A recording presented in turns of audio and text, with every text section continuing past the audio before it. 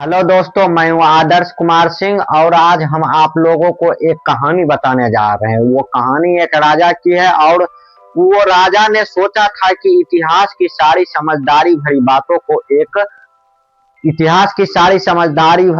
को लिखवा दिया जाए। तो राजा ने लिखवाने के लिए अपने राज्य के सारे सलाहकारों को बुलाया और सलाहकारों को बताया कि भाई ऐसा ऐसा बात है, हमें इतिहास की सारी समझदारी भरी बातों को लिखवाना है। तो सलाहकारों ने राजा का बात मान लिया और वो इस काम को लिया और इस काम पे मेहनत करने लगा। कड़ी मेहनत के बाद 5 महीना 6 महीना के मेहनत के बाद उसने इतिहास की सारी समझदारी भरी बातों को लिख दिया।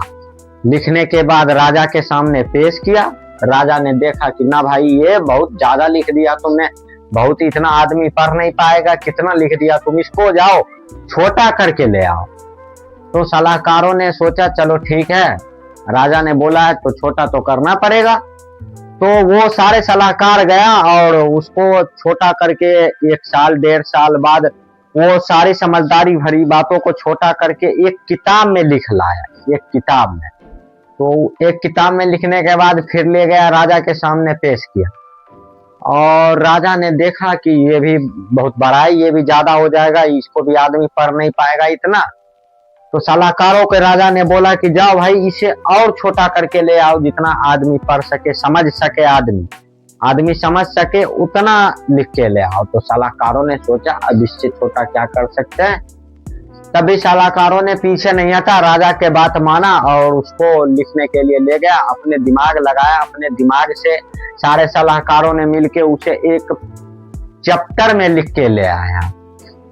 एक चैप्टर में लिखने के बाद राजा के सामने फिर से पेश किया गया।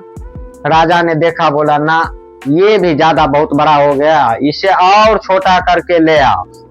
तो सलाहकारों ने सोचा कि अब तो एक चैप्टर में लिख दिया, अब इससे छोटा क्या लिख सकते हैं जो राजा के प्रजा समझ सके। तो सलाहकारों ने बोला चलो भाई, राजा बोले हैं तो राजा का बात तो मानना पड़ेगा। राजा के बात मानने के लिए सारे सलाहकारों ने फिर से उसको उठाया और ले गया। काफी मेहनत, 2 साल 3 साल 4 साल के मेहनत के बाद उसको एक पन्ने में लिखकर, सारे सलाहकारों ने अपना दिमाग लगाया और उसको एक पन्ने में लिख के ले आया। एक पन्ने में लिखने के बाद फिर से राजा के सामने पेश किया और राजा को दिखाया। राजा ने बोला ना भाई, ये भी ज्यादा बड़ा हो गया।